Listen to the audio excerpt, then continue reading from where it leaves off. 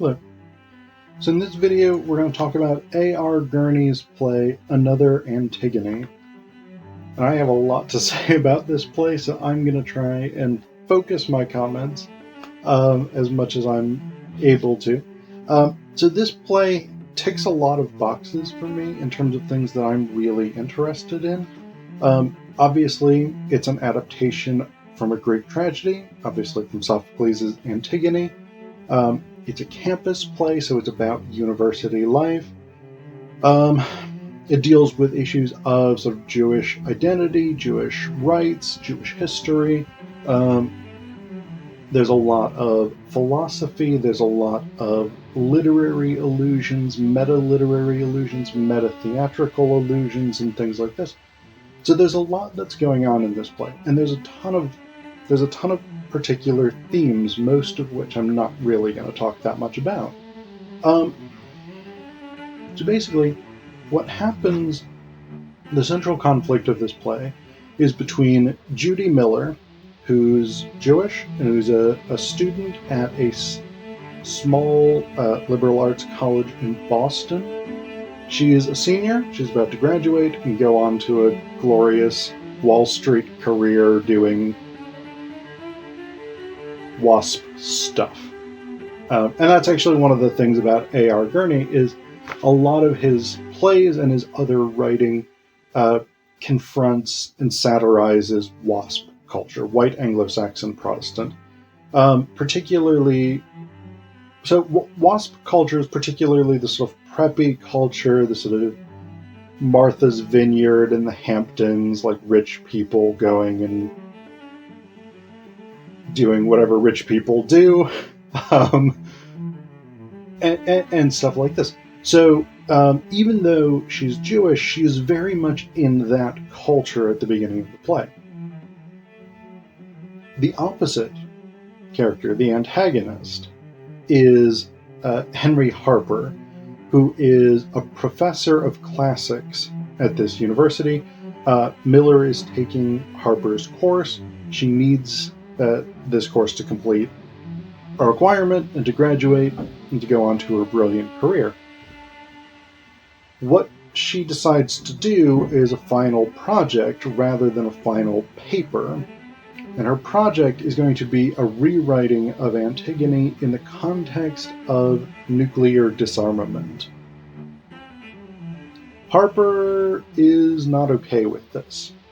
And this is the big thing, is it comes up several times where another character will assert that in rewriting Sophocles the way that she does, Miller's actually demonstrating that she has understood Greek tragedy, which is what Harper ostensibly wants. So, for instance, that's an okay example of this point, but not the best one. Let me see if I can find a better one. So basically, alright, I had marked a whole... Okay, here we go. So Judy's boyfriend, Dave, at one point talks to Harper about this. Harper says, because Dave apparently is just a sort of great naive classicist, so Harper wants to sort of take this guy under his wing even though he's a chemistry major. So Harper says, I give you permission to tutor, or I give you permission to help her, be your tutor, see that she gets some small awareness of Greek tragedy. Dave says, she thinks she already has, sir. And Harper says, but she hasn't. She sees answers, solutions, revisions. Tell her there are things beyond the world of management which are profoundly unmanageable. Dave says, she won't listen, sir. And Henry says, then she and I are on a collision course. There's two important things here. One is that sort of assertion, and we get this in other places as well, that any sort of revision, any sort of modernizing, any sort of application of Greek tragedy to contemporary issues, in Harper's mind, is a fundamental betrayal of the Greeks. And that's really an important point that I'm going to come back to.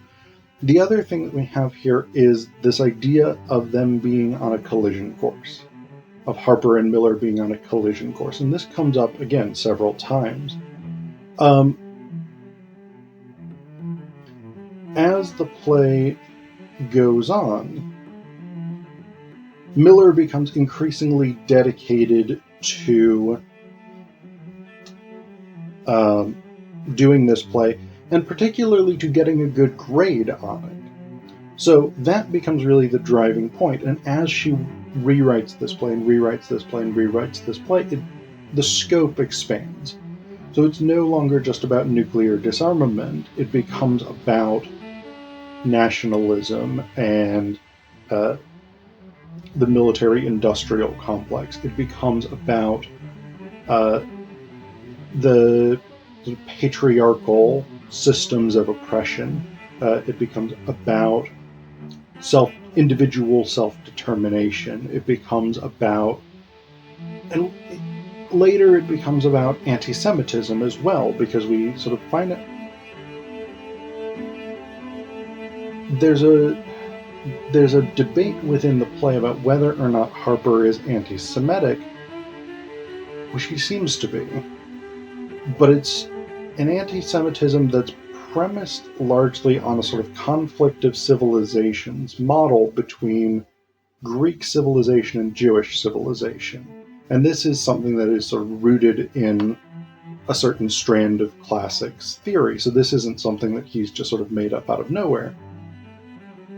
His adherence to it and his sort of casual discussion of this, particularly with Jewish colleagues and students, is problematic, definitely. So there's that element, and that becomes increasingly problematic over the course of the play. And so Miller revises the play to make Antigone Jewish, and she locates Antigone actually within a long history of Jewish resistance to authoritarianism. And she has this great speech that we get interrupted a couple times by Dave, and I'll just leave those out because they're not important interruptions. So we see her rehearsing this speech. So Creon is determined I go to jail. I wonder if this is happening because I'm Jewish. I don't mean simply that Creon's prejudiced, though he probably is. And incidentally, Creon increasingly becomes a stand-in for Harper, so that's worth noting. I mean more because of me. Maybe it's built into my Jewish blood to rise up against the Creons of this world. All I know is for the first time in my life I've felt in tune with something larger than myself. I've been to the library lately. I've studied my roots, and I've learned how often we Jews have stood our ground against injustice. Pharaoh and Philistine, Hittite and Herod have fallen before us. Roman generals and Spanish inquisitors, Venetian businessmen and Russian Cossacks, Nazis, Arabs, McCarthyites, while the arrogant authorities of this world have tried to subdue us. And when we protest, they throw us into jail. Well, what's a jail these days? Maybe this is a jail right here. This so-called ivory tower, this labyrinth of curricular obligations, this festering nest of overpaid administrators, this rotten pit of dry and exhausted pedants, this winter camp where capitalism creates to keep its children off the job market. What job market? Where are the jobs? Where the decent work in an economy so devoted to non-essential goods and destructive weapons? That all hits pretty close to home as an academic who's on the job market. Well, or maybe this whole damn country is a jail. Maybe we're all prisoners of these oppressive corporations who capture us with their advertising, chain us to their product, and work us forever in meaningless jobs to pay for things we shouldn't even want. And to protect this prison, this fortress America, this so-called way of life, we arm ourselves with weapons which, if they're used, could 10 times over destroy the world, blot out the past, and turn the future into a desolate blank. Are we so sure we're right? Is life in these United States so great? Wouldn't the homeless hordes on the streets of New York agree? Would the hungry blacks in the South? Would the migrant workers breaking their backs to feed us go along with this? Oh God, Lysander. That's she substitutes Ismene for a character named Lysander, who's Antigone's friend and boyfriend, I guess. This may be a terrible thing to say, but I don't think our country is worth dying for anymore. The world at large is worth dying for, not just us. And this actually, I really like this speech because it situates Miller within a long tradition of Jewish internationalism, which, in an era where, for many people, to be properly Jewish means to have a devotion to Israel and a dedication to Israel as a geopolitical space, a lot of the tradition of Jewish internationalism has been erased, but there are still those of us who believe that that's important.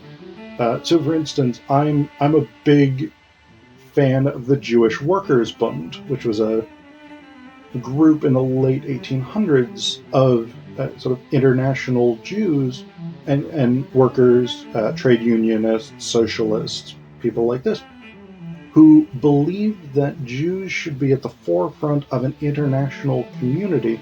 And they actually, one of their slogans was, wherever we live, that's our homeland. So they were very much opposed to Zionism and the idea of returning to Palestine as a teleology for the Jewish people.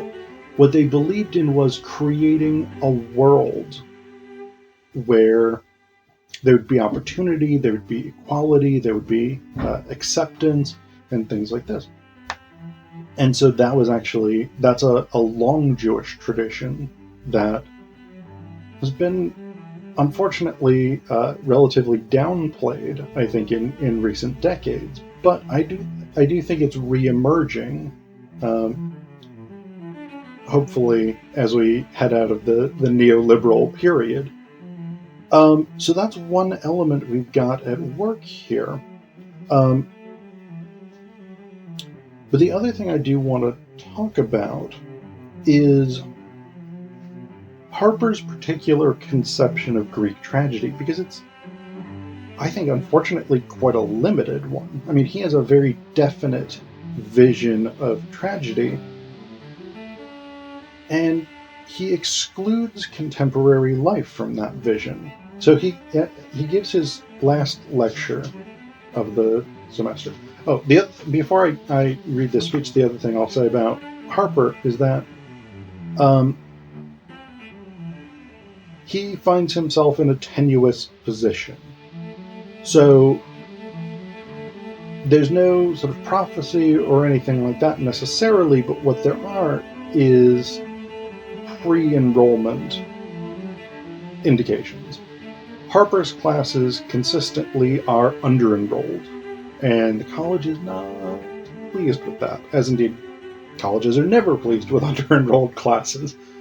But because his classes are consistently under-enrolled, and there have been these complaints of anti-Semitism against him, the provost really kind of wants to shuffle Harper out.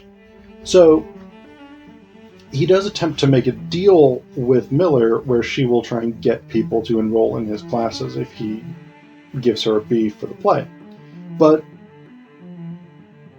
when it becomes clear that he's basically lost everything, he's lost the fight to grade her the way that he thinks she should be graded, he's lost he's almost certainly going to lose his position in the university because he's got 2 students enrolled in one class and 4 students in his other class, and the provost has made the decision to cut any classes with less than 5 people, which, I mean, seems pretty legit to me.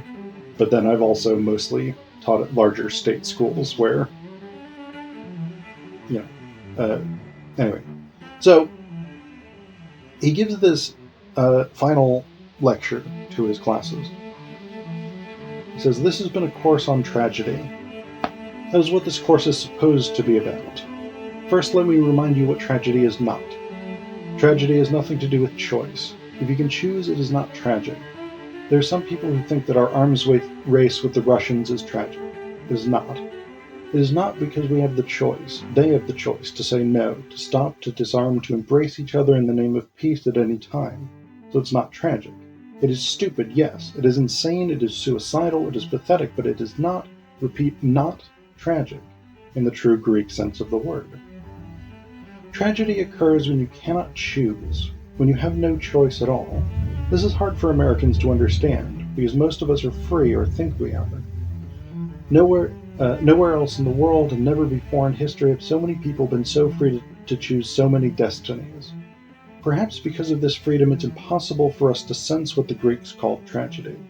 We have no oracles, no gods, no real sense of ultimate authority to insist that if we do one thing, another will inevitably follow. We are free. On the other hand, there might come to some of us, one or two, when we get... Sorry. On the other hand, there might come to some of us, to one or two, when we get an inkling, a glimmer, a faint shadow of what it might have been like for the Greeks when they sat in a theater and saw the universe close in on man or a woman, because some flaw, some excess, some overshooting of the mark. Then the net tightens, and as he struggles, tightens further until he is crushed by forces total and absurd. Then we might be touching the outer borders of tragedy, as the Greeks once knew it. But I've just discovered something else about tragedy, or at least about Sophoclean tragedy, something I thought I knew, but didn't understand till now. And that is what the tragic heroes do after the net is closed around them. What they do even in the teeth of disaster is accept responsibility, assert their own destiny, and mete out proudly their own punishments. This is what Oedipus does when he puts out his eyes. This is what Antigone does when she hangs herself. And this is what Creon does at the end of the same play. He's lost his wife, his children, all he holds dear, and he realizes why. That in his commitment to abstract and dehumanizing laws, he has neglected the very heart of life. And so he banishes himself from his own city, his polis.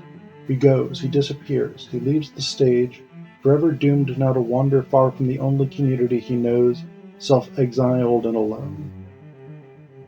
I'll expect all your papers under my door by 5 o'clock this evening. You may retrieve them graded and with appropriate comments from the departmental office next Monday.